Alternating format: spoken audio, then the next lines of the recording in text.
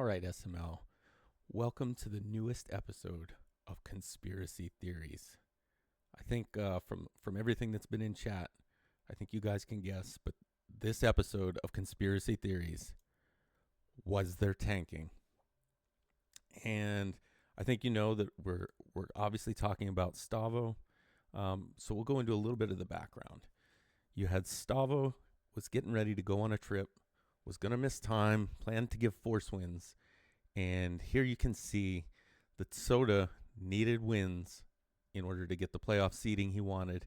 And suddenly, Stavo decided he was no longer going to take force wins. Soda even says, Stavo, I'll help you if you help me. What exactly do you think he meant by the help?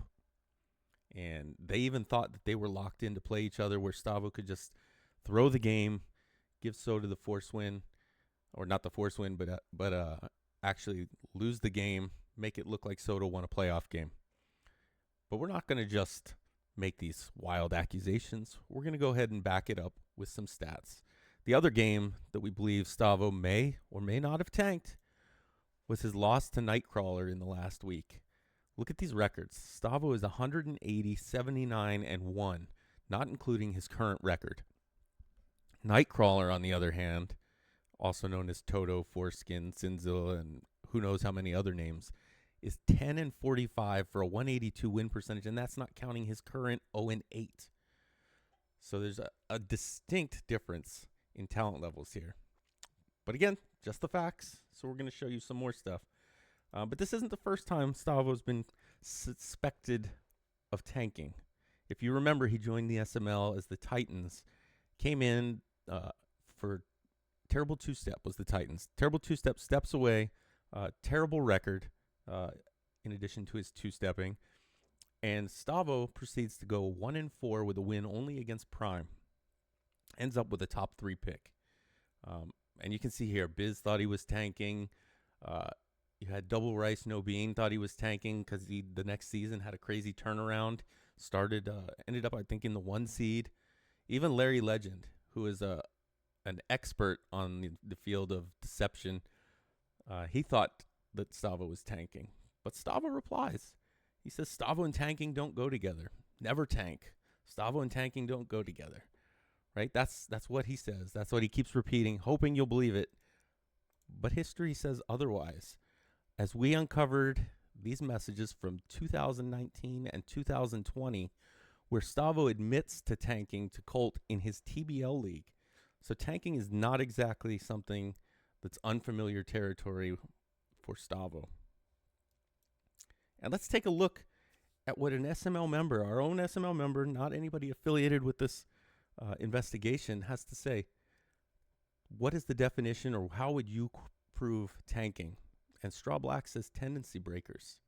Essentially, guys doing something different than they normally do. So let's see if Stavo does anything different than he normally does. Bomber, thanks for having me on your show. And I just want to get straight into it and look at the gameplay evidence. So let's go ahead, let's pull it up, and let's take a look. When it comes to the evidence, I want to be fair. At the end of the day, people make mistakes, and even field goals get missed. So I'm going to throw evidence like this out because I want to give Stavo the benefit of the doubt. Now, here's where it gets interesting. Stavo is up 2 scores against an opponent with 2 wins. And what does he call on first down? You can see at the top right, a man blitz. Now, what does he call on second down? Guess what? A man blitz. Now, here it is. He's lining up on third down. And can you guess the call? It's a man blitz. And look, he's using the blitzer. No coverage there. Lets a guy wide open for, guess what it's going to be? A touchdown. Now, what does this touchdown do? Well, it catapults Nightcrawler into a comeback, and he gets the upset win. What does this upset win do? Well, Stavo thought that it clinches a round 1 matchup against Soda. Now, we learned that they did do their math wrong, and they didn't get to play until the divisional round. And in this divisional round, Stavo has the ball and snaps it with 17 seconds left on a running clock against Soda. He easily could have made this the last possession of the half, but instead snapped it early. I know he throws it away this play, but he scores a touchdown the next play. So what happens is it gives Soda an opportunity to score. And Soda's going to look deep. And I want you to watch to the left-hand side. This ball is going to go in the air, and Stavo does not switch on the defender. He just lets the computer handle it. Let's watch it again. Stavo, an active user, doesn't switch on to the defender and lets the computer handle it. Now, could that have been a mistake? I'm not sure. Let's watch on this play. Similar setup, deep shot. Stavo just lets the computer handle it. And I know you're thinking, well, Prime, maybe Stavo's user isn't as good as you thought it was, even though you've played him twice in the playoffs. Well, let's take a look at an important game against QP this season. Switch stick, switch stick, switch stick. What happens? Switch on. Let's watch that back again. A much more active user here in a game he wants to win. Watch the switch stick. Boom, boom, boom. And then what? A switch on. Much more active user play here, it appears. So, Bomber, that is what I had gameplay-wise. As you know, Stavo left for vacation the next day, so didn't have a whole lot of incentive to win that game. Also, Soda is his friend, S&S, so to speak. Also, they work together on draft board stuff, so helping a buddy out would have been maybe a nice thing to do to help your friend out. I'm not going to make any conclusions. I'm not going to say anything beyond that. Bomber, I know you've got a lot of evidence you're showing. Thanks for having me on SML Conspiracies, and you take care. All right, so you know what? That zero blitz play, or the man coverage where he pulls the safety out, I feel like I've seen that play before. And there it is right there. Two-time tanker. We've got Paulie there, and you see him do it against Gilbert. Just calls a zero blitz with 30 seconds left to go in the game to give up the go-ahead score. So, you know what? We thought maybe we should just go ahead and get an expert to give us their expert opinion on this. And so we brought in Good none other evening, than the expert himself. gentlemen of the SML.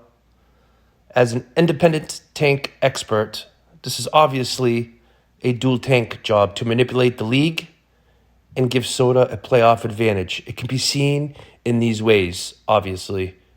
Seems very slimy by slimy individuals. And that's the truth. So there you have it, guys. I mean, it's really it's up to you to decide, but I think the evidence is pretty clear. But again, we're just presenting the facts. You guys go ahead and make your own decision. And thanks for watching this episode of Conspiracy Theories.